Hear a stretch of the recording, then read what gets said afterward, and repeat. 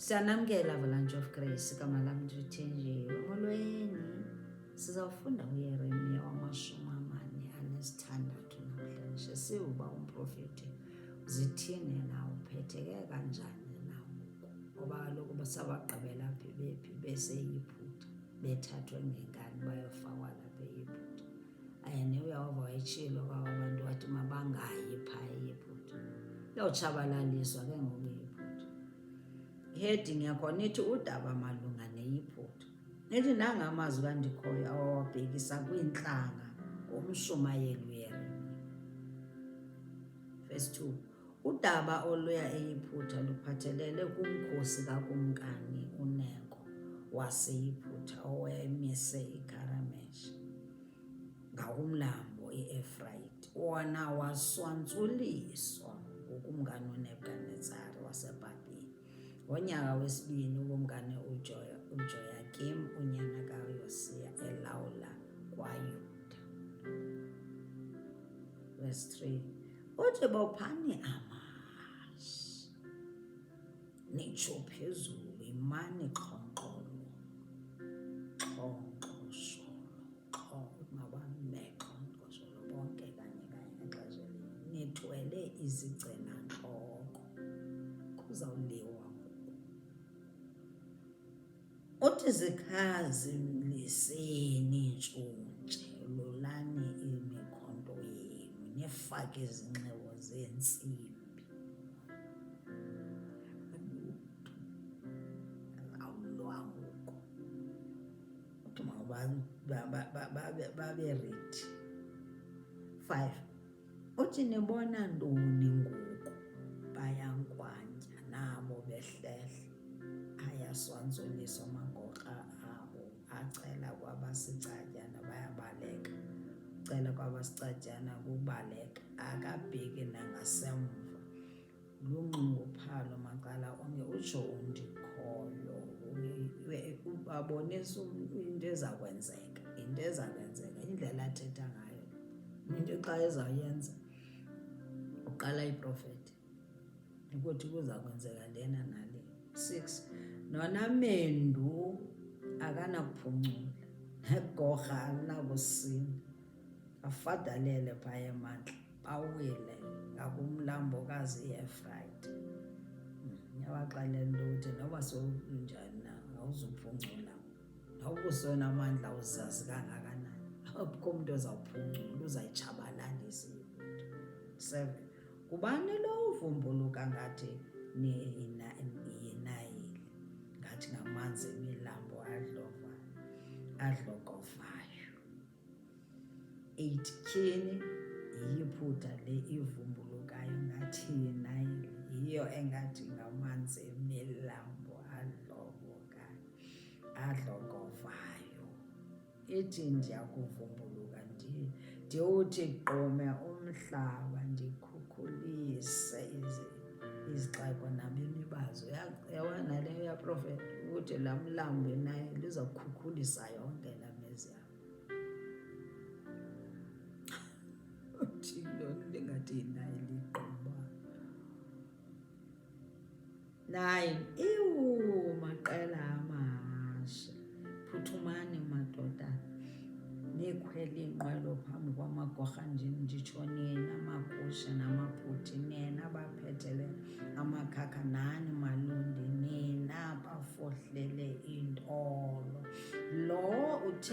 Lo ngumhla kandikhoyo uThixo onamandla onke ngumhla wokuziphindezelela kwiintshaba zakhe. Uthi uzawulwa ngokwakhe eziphindelela kwiintshaba zakhe ayosoloko zimdelela zisuka zingamameli yena zihambe ziye phayana eyiphutha. Uthi bazayifumana loo nto abayifuna. Uthi bazawukhomba umzonutshwa uyaziphindezelela kubantu abangamameliyo. Masimameleni uYehova Afrika, South Africa. Uthi uyaziphindezelela ngokwakho liza kudla lihluthe ikrele lisele lide lidikwe ligazi. Ewe kaloku inkosi ondikhoyo onamandla onke wenzelwa idini kwelasentla ngakumlambo iEfrayiti. 11 ntombendini eyiphutha yiya eGiliyadi uye kufuna khona amayeza okuphopha, kudala wafuna amachiza. Alikho uyakuwanyanga loo manxeba unawo. 12 ihlazo lakho livakele ezizweni, ukukhala kwakho kuligqibile ihlabathi, igorha likhubeke kwelinye, amabini aya ndawonye. Ebechaza into eza kwenzeka. Verse 13 kutshabalaliswa ngoku kwayiphutha, i-destruction lesayichaza into eza kwenzeka. 13 nali ilizwi likandikhoyo awalithetha kumshumayeli uYeremiya malunga nokuhlaselwa kweyiphutha le bebebalekele kuyo, kuhlaselwa yona ngoku bebebaleka ukuhlaselwa le eYerusalem, kanti bayozifaka emlilweni. Ukuhlaselwa kweyiphutha nguNebukadnezari, ukumkani waseBhabhile. Uyabona uba bazifaka engxakini, babebaleka uNebukadnezari phayana, kanti kube bebenze njani? Bebabemamele uYehova. Nathi kufuneka sizifundise umamela uYehova, sekumamela iziqu zethu kakhulu okanye simamela abantu kakhulu. Ake simamelene into ethethwa ngabefundisi, ethethwa ngabaprofethi, ethethwa ngabantwana bakaThixo. Ake simameleni yona, siyiceleni i-discernment, siyicele i-wisdom, siyicele ukuthi senzele i-revelation, sikwazi ukubona nathi kuba hayi le ayiyo. 14 uthi bikelani iphutha nivakalise Migdoli, nixele la magama abo khona ke, nixele eNofu iilali zakhona, izidolophu zakhona, naseTapanesi. Yithini? Lungelani imfazwe, uxhobe, kuba ikrele liza kudla kuwe macala onke. Uthi makayibaxelele ikrele liyeza. Zonke ezaa dolophu ababebalekele kuzo. 15 yini na ukuba amakhalipha akho akhahlelwe phantsi? Amakhalipha akhahlelelwa ntoni phantsi? Akanakuwuma kuba undikhoyo uwathe ntlithe, ayakuwa. Undefeated kaloku. Isilumkiso sethu lesi noba seselwa kanjani, xa seselwa nabantwana bakaThixo siboyazi nje ukuthi selwa nomaxhoba ayakhawuleza ngenqu, akahlulwa ke yena. Is undefeated.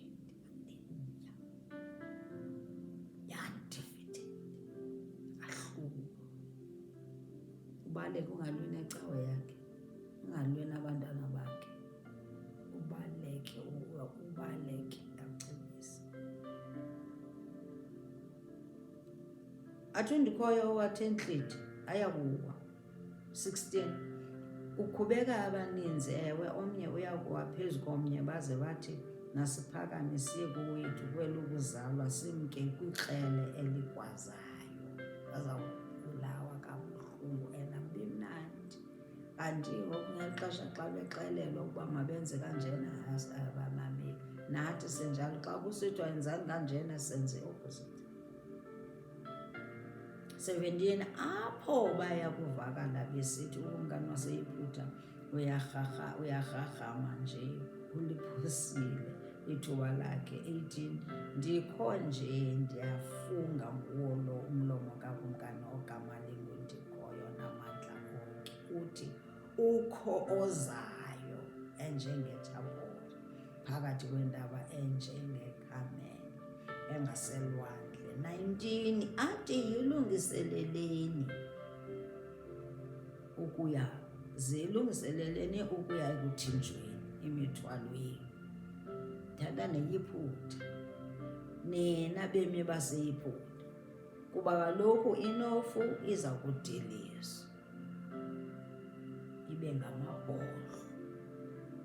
nabaya basethinjweni babexelela sethi nizayidiliza iYerusalem ibe ngamabholo, akuzubakho umuntu ezawuhlala kuwo. Guqukani, bake baguquka. Athi iYibhita izawuba ngamabhodla angahlalwa abantu. 20 iYibhita lithokazi elihle kakhulu, kodwa isibawu esivela ngasentla inene siyezi sibawu. 21 amajoni angabaqeshwa aseYibhita afana neenkunzana ezityebileyo, kusuka nawo ajika abaleka ngokwemana linye afikelwa yimini yentlekele ixesha lokohlwaywa kwawo. 22 iYibhita ifutha ngokwenyoka erhubuluzayo kuba utshaba olunamandla alufikanga lugalelekile. Lufika ngotshaba lugalelekile, luya kunifikela ngamazembe akwamadoda agawula imithi. Izawufika ngathi ngoku ngamadoda egawula imithi, izawufika kwamazembe egawula imithi, bazawugecwa bafaka buhlungu. 23 luya kuligeca liphele elo hlathi lakho lishinyeneyo, lowo ngumlomo kaNdikhoyo akamaninzi nyambalala engenakubalwa oku kwenkulu. 24 intombi enguYibhita ihlazekile, inikelwe esandleni sesizwe esivela ngasentla, inikelwe kwiBhabhiloni. 25 uNdikhoyo onamandla onke, uThixo kaIsrayeli uthethile wathi, ndiza kumohlwaya uThixo waseNo-Amoni kunye namaYibhita noothixo bawo. Ndimcaphukisayo yilaa nto yokukhonza abathixo babo,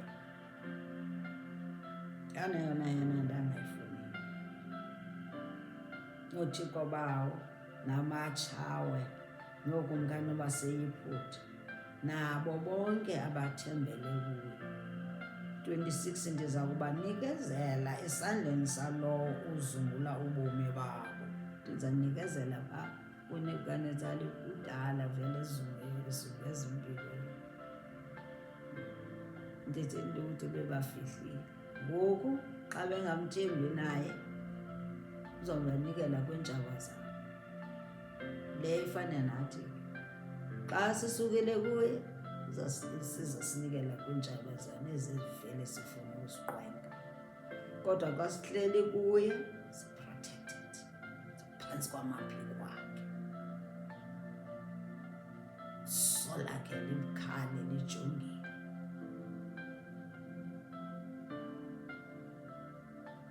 Jonge wena nawe, hlala ungasuswa, ungashukumiswa nto. Hlala kuye, ukhuselekile kuye. Wasuka kuye uzidubule enyaweni.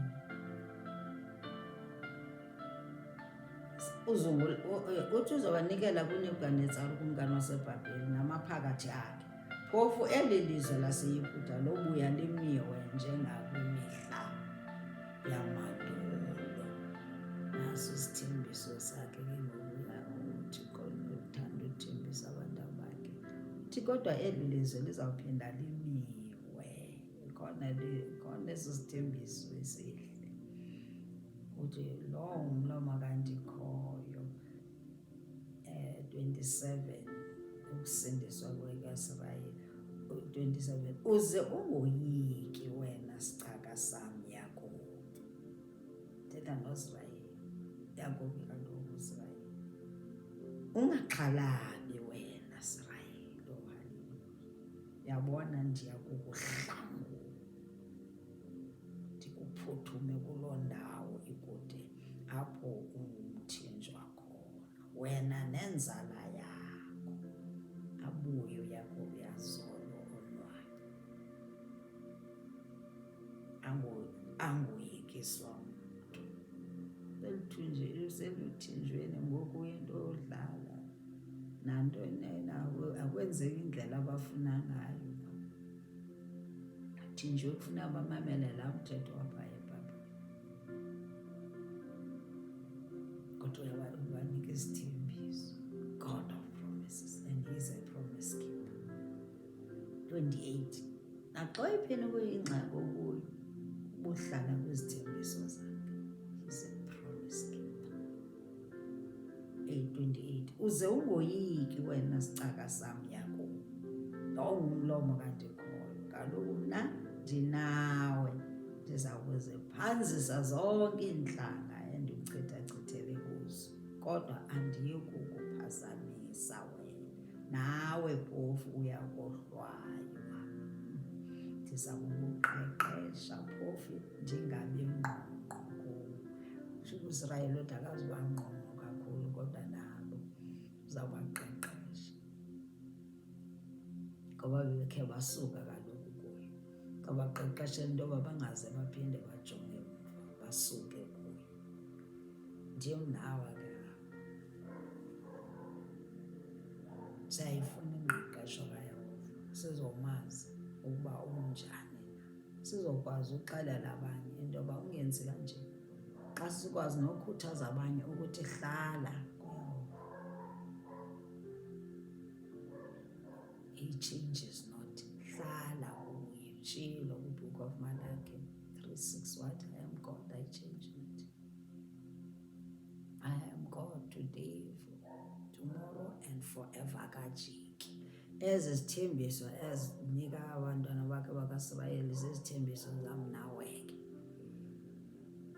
Njengoba uzawusilwela, uzawusijonga, uzawusikhathalela, uzawusenza silibale zonke izinto ezibuhlungu ezasehlela Afrika nawe South Africa. Masibuyeleni kuye ngobuninzi nangeentliziyo zethu ziphela. Singabi undivided. Namhlanje sithetha le, singomso sithetha le. Namhlanje sinje sihlale kuye, simamele yonke into, sifundise. Ayimamela njani? Ufunde iBhayibhile. Inkosi kakhulu. God bless you. Love you kakhulu.